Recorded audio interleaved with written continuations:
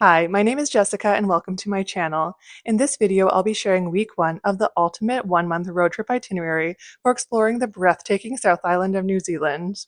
Last December, we embarked on a month-long adventure around the South Island with our daughter, who was only 2 years old at the time. On this trip, we discovered stunning landscapes, charming towns, and had unforgettable experiences. Whether you're a family traveling with kids or you're planning a solo adventure, this itinerary is packed with tips and insights to help you make the most of your trip.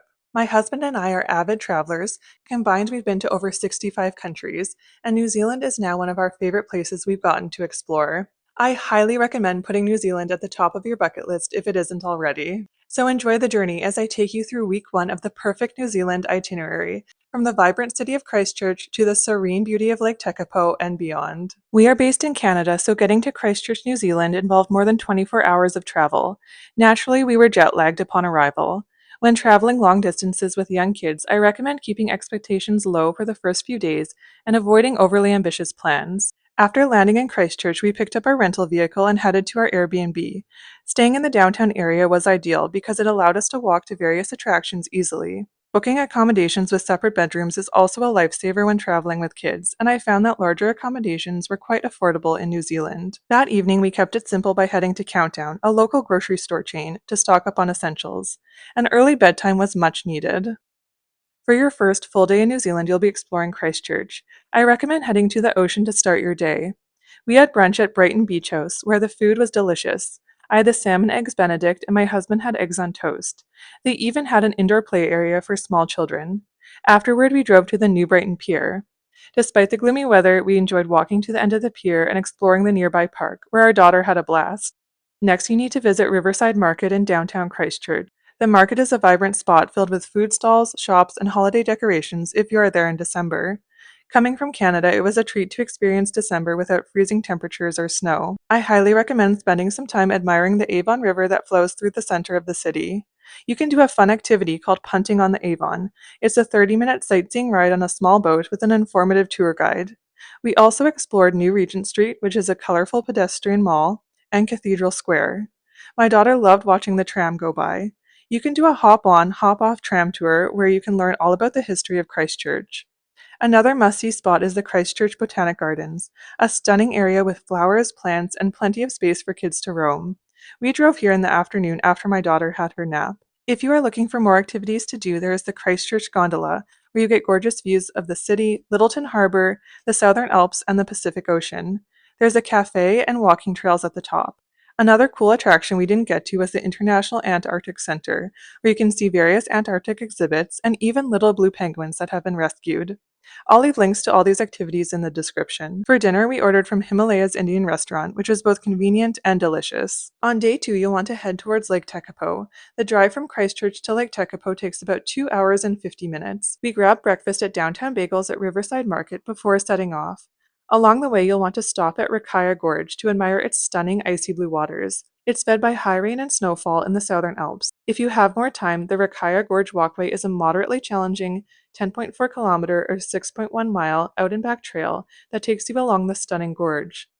For lunch, you can visit the Geraldine Orchard Farm Shop and Cafe. We tried New Zealand's famous meat pies and enjoyed the large outdoor seating area, while our daughter burned off some energy on the bouncy castle. The cafe also had many tasty-looking baked goods. A short drive later, you'll catch your first glimpses of Lake Tekapo. We were awestruck by its vibrant blue waters. We stayed at a place called Awa Cottage, located near the Church of the Good Shepherd. I would recommend staying in Lake Tekapo itself if you are traveling with small kids, because you are close to the lake, restaurants, and the grocery store. After settling in, we explored the lake and admired the blooming lupins. As a note, the area around the lake by the Church of the Good Shepherd requires walking over gravel, which isn't stroller friendly. You can then cross the Lake Tekapo footbridge into town and enjoy the various lookout points. There is also a small playground for kids that has a beautiful view. For dinner, definitely try out Dolce Pizza. I got the Kiwi Classic with chicken, brie, and cranberry sauce, and it was delicious. On day 3, I recommend that you hike the absolutely stunning Hooker Valley Track. This hike is a 1 hour and 15-minute drive from Lake Tekapo and is located in Mount Cook National Park. The drive, with its breathtaking views of Lake Pukaki, was unforgettable. We had no issues finding parking in the large parking lot when we arrived around mid-morning. There is no fee to do the hike, and there are restrooms at the start of the track. We brought our hiking carrier, but my daughter refused to go in it. She was still quite jet-lagged and just wanted to snuggle with me.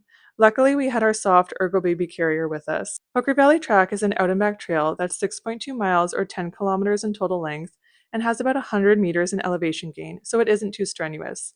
The views, though, are out of this world. You walk along a well-formed track through the Hooker Valley and get to cross a number of bridges. As you hike, you get closer and closer to Mount Cook.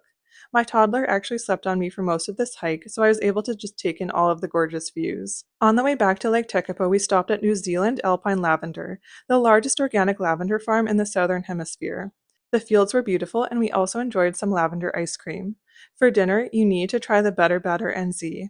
They serve some of the crispiest, most flavorful fish and chips we've ever had. The batter on the fish is perfection. Just expect to wait in a line for a while and get there early because they do sell out quickly. On day 4, you'll be moving on to Dunedin, which is a 3.5-hour drive. We had a very memorable stop at Waimate Wallabies and recommend that you stop here too, especially if you're traveling with kids. Gwen, known as the Wallaby Lady, has cared for orphaned wallabies since the 1970s. When you arrive, you first put on rain boots that are provided for you, and Gwen gives you the detailed instructions on how to properly feed the wallabies. The wallabies were so friendly, my daughter had so much fun interacting with them. It costs 15 New Zealand dollars for adults, and children are free. We suggest you bring cash to make things easy. The next stop I recommend making is the Kitiki Point Lighthouse and walking track in the southern point of the Meraki Peninsula. This area is home to fur seals and yellow-eyed penguins. Walking through the reserve, we got to see many fur seals, one of which was quite close to the walking paths, and we got gorgeous views of the water. The reserve is cared for by volunteers, and there is a donation box at the gate. If you have time for another stop, I would recommend seeing the famous Meraki boulders at Koako Beach. In Dunedin, we stayed in a spacious Airbnb on a steep street, offering a comfortable space with a washer and dryer, which is a must for families. For a fun afternoon activity, you can stop by the Dunedin Botanic Gardens. The gardens are full of beautiful flowers and greenery. They also have a great playground, and my daughter even tried to make a little friend. For dinner, we enjoyed Indian food from India Gate Restaurant. On your first day in Dunedin, I highly recommend you start off your day with the Tunnel Beach Walk. This hike is a moderately challenging out-and-back trail that is 1.8 kilometers or 1.1 miles in distance, and has about 440 feet in elevation gain. There's a large parking lot at the start of the trail, and we found it easy to find a spot. As you can see, it was a super windy day when we did this hike, which made it a bit more challenging. The dramatic coastal views were worth the effort, though. At the end of the trail, you reach a naturally formed sandstone archway. You can also walk through a hand-dug tunnel which was made in the 1870s, which leads to a gorgeous, secluded beach surrounded by cliffs. If you're claustrophobic like I am, you might find this tunnel a bit daunting, but luckily it's pretty short. Signal Hill Lookout should be the next stop of the day. Here you'll get stunning panoramic views of Dunedin and the surrounding areas.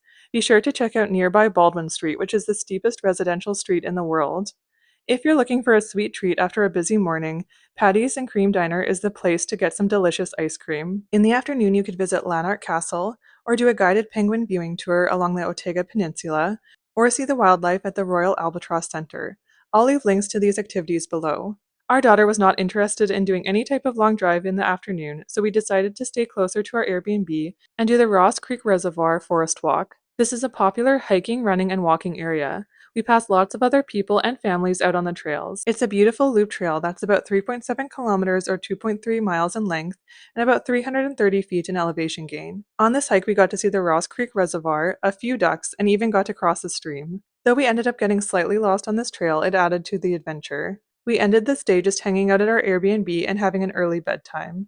That wraps up the first part of our 1-month road trip around New Zealand's stunning South Island. From exploring the vibrant city of Christchurch to soaking in the breathtaking beauty of Lake Tekapo and Lake Pukaki and the Hooker Valley Track to stunning oceanside hikes in Dunedin, this journey has already been unforgettable. If you enjoyed this video, don't forget to subscribe to my channel for the rest of the South Island itinerary and hit that notification bell so that you don't miss our next episode. I'd love to hear your thoughts and questions about New Zealand travel, or just let me know if you've been to New Zealand before in the comments below. Thanks for watching, and see you in the next video as we continue our adventure through New Zealand's incredible landscapes.